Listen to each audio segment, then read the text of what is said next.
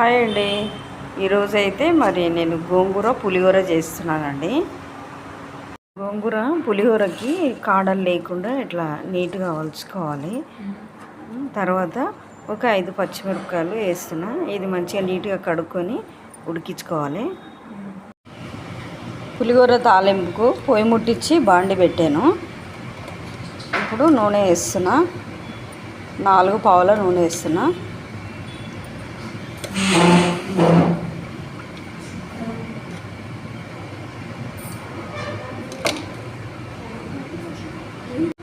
ఇప్పుడు మినపప్పు వేస్తున్నా. ఒక స్పూను శనగపప్పు, మినపప్పు వేసాను.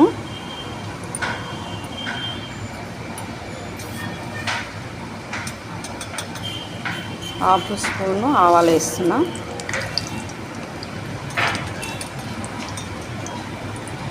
స్పూను జీలకర్ర వేస్తున్నా.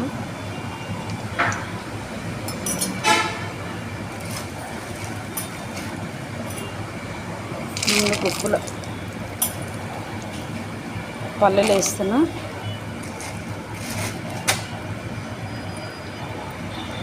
పచ్చిమిరపకాయలు కూడా వేస్తున్నా. ఇప్పుడు ఎండుమిరపకాయలు వేస్తున్నా. ఇది బాగా సిమ్లో పెట్టుకొని వేగనివ్వాలి.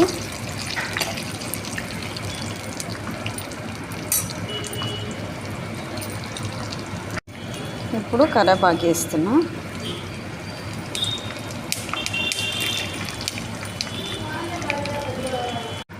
ఇప్పుడు గోంగూర మనం ఫస్ట్ ఉడకబెట్టుకున్నాం కదా, అది పప్పు గుత్తితో రుబ్బి ఇక పక్కకు పెట్టింది. ఇప్పుడు ఇందులో వేసేస్తున్నా.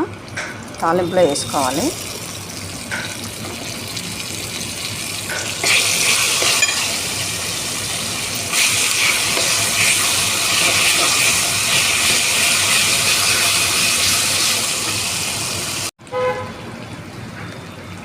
ఇప్పుడు ఒక స్పూను పసుపు వేస్తున్నా. ఇది బాగా గోంగూర నూనెలో సిమ్లో పెట్టుకొని నీరు పచ్చి నీరు పోయేదాకా నూనెలో ఉడికించుకోవాలి. మనం